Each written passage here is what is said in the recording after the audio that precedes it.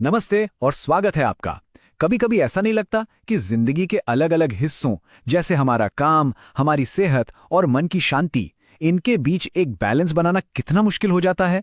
तो आज हम इसी बैलेंस को पाने की बात करेंगे, जिसे हम कह सकते हैं संपूर्ण होना।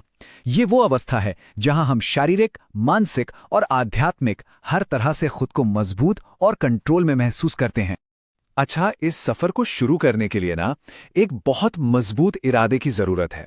और इसके लिए स्वामी विवेकानंद का ये विचार हमारा गाइड बन सकता है। अगर तुम कुछ पाना चाहते हो तो पहले अपने लक्ष्य की प्राप्ति के लिए समर्पित हो जाओ। सही में ये जो डेडिकेशन है ना, यही बदलाव की पहली सीढ़ी है। तो चलिए इस खोज को शुरू करते हैं।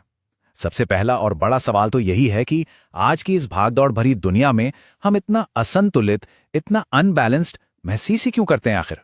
क्या कभी ऐसा महसूस हुआ है कि फिजिकली, मेंटली या स्पिरिचुअली कहीं ना कहीं कोई कमी रह गई है? देखिए, जिंदगी की परेशानियां और ऊपर से सोशल मीडिया का प्रेशर, ये सब मिलकर हमें अक्सर ऐसे रास्तों पर धकेल देते हैं जिनके बारे में हमने कभी सोचा भी नहीं था। और नतीजा, हम खुद को अधूरा महसूस करने लगते हैं। और ये जो इम्बैलेंस है ना, ये कई तरीकों से सामने आता है। जैसे कि क्या आप लगातार तनाव में रहते हैं, या दिमाग में एक उलझन सी महसूस होती है? क्या लाइफ में गहरी डिससैटिस्फैक्शन है, ऐसा लगता है कि कुछ मिसिंग है? अगर ऐसा कुछ भी है तो ये सब संकेत हैं कि अब बदलाव का समय आ गया है। तो फिर इसका सल्यूशन क्या है? कमाल की बात यह है कि जवाब शायद हमारी सोच से कहीं ज्यादा आसान है। और यहीं से हमारी आज की बातचीत का सबसे जरूरी हिस्सा शुरू होता है, एक छोटे से कदम की ताकत। याद रखिए, कोई भी बड़ा बदलाव हमेशा एक छोटे, मैनेजेबल कदम से ही शुरू होता है।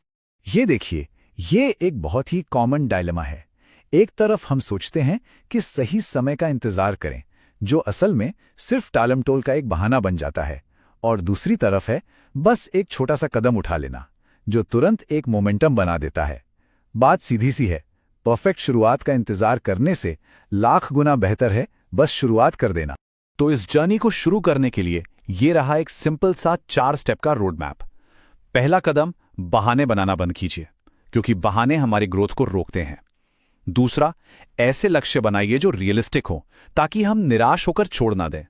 तीसरा, एक आसान सी दिनचर्या बनाइए, क्योंकि डिसिप्लिन जो है ना, वो मोटिवेशन से कहीं ज्यादा पावरफुल है। और चौथा, खुद के लिए जवाबदेह बनिए। चलिए अब इन पर एक एक करके बात करते हैं। यहां पर एक रियलिस्टिक गोल का बहुत बढ़िया उदाहरण है। सोचिए, एक हफ्ते में 20 नौकरियों के लिए अप्लाई करने का टारगेट बनाना, ये कितना ओवरवेलमिंग हो सकता है। इसकी जगह क्यों ना हफ्ते में सिर्फ 3 या 4 एप्लीकेशंस का लक्ष्य रखें। ये एक ऐसा टारगेट है जिसे पूरा किया जा सकता है, और ये छोटी सी जीत आपको आगे बढ़ने के लिए इंस्पायर करेगी। चलिए अब अगले सेक्शन पर चलते हैं, जो इस पूरी प्रोसेस का आप कह सकते हैं दिल है, मन और शरीर का कनेक्शन। क्या हम जानते हैं कि हमारे विचार, हमारी सोच सच में हमारे शरीर को बीमार या सेहतमंद बना सकती है? ये मन शरीर का जो संबंध है ना, इसका सिद्धांत बहुत सीधा है। हमारे विचार, हमारी भावनाएं और हमारे विश्वास, इन सब का हमारे शरीर के काम करने के तरीके पर सीधा असर पड़ता है। मतलब हमारा मन ये तय कर सकता है कि हमारा शरीर कितना हेल्दी रहेगा। और ये कोई फिलॉसफी नहीं, ये साइंस है। और इसका असर तो हम रोज देखते हैं। जो इमोशनल स्ट्रेस होता है, वो अक्सर सिरदर्द, हाई ब्लड प्रेशर, पेट में दर्द या नींद न आने के रूप में हमारे शरीर पर दिखने लगता है। कई बार हम इन लक्षणों के लिए सिर्फ दवाइयां लेते रहते हैं, जबकि असली जड़ तो हमारे मन में छिपा हुआ तनाव होता है। और हाँ, इसका एक मजबूत साइंटिफिक बेस भी है। न्यूरोसाइंस हमें बताता है कि हमारी आदतें और हमारा व्यवहार हमारे दिमाग के अंदर के रास्ते, जिन्हें न्यूरल पाथवे कहते हैं, उन्हें सचमुच में बदल सकते हैं। इसका मतलब क्या हुआ? इसका मतलब यह है कि हमारे पास अच्छी आदतें अपनाकर अपने दिमाग की वायरिंग को बेहतर बनाने की पावर है। तो इस नॉलेज के साथ अब हम कुछ प्रैक्टिकल आदतों की तरफ बढ़ते हैं। मतलब अच्छी आदतें बनाना, जिसमें पोषण, नींद और हमारे विचार शामिल हैं। ये तीनों एक बैलेंस लाइफ की नींव हैं, जो हमारे मन और शरीर दोनों को नरिश करती हैं।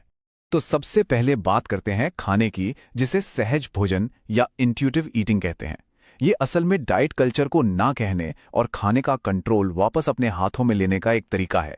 इसका मतलब है अपने शरीर की भूख और पेट भरने के जो नेचुरल सिग्नल्स हैं, उन्हें सुनना और उनकी रिस्पेक्ट करना। और इसके फायदे सिर्फ शारीरिक नहीं हैं, मेंटल भी हैं। जो लोग सहज भोजन को अपनाते हैं ना, वो अक्सर अपनी बॉडी को लेकर ज्यादा पॉजिटिव महसूस करते हैं। उनमें डिप्रेशन के लेवल्स कम होते हैं और सेल्फ एस्टीम भी बढ़ता है। क्यों? क्योंकि वे खाने को लेकर गिल्ट से आजाद हो जाते हैं। पोषण के बाद अगला पिलर है नींद। और यहां बात सिर्फ घंटे गिनने की नहीं है, बल्कि नींद की क्वालिटी की है। अच्छी नींद के लिए 4 बातें बहुत जरूरी हैं। एक फिक्स टाइम पर सोना जागना, सोने से पहले स्क्रीन टाइम कम करना, रात में कोई रिलैक्सिंग रूटीन अपनाना और दिन भर की एंग्जाइटी को मैनेज करना। अब बात करते हैं एक और बहुत ही जरूरी पिलर की, विश्वास और समुदाय का सपोर्ट।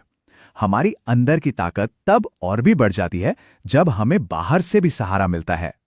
देखिए, आध्यात्मिकता या स्पिरिचुअलिटी का मतलब किसी एक धर्म से बंधना नहीं है।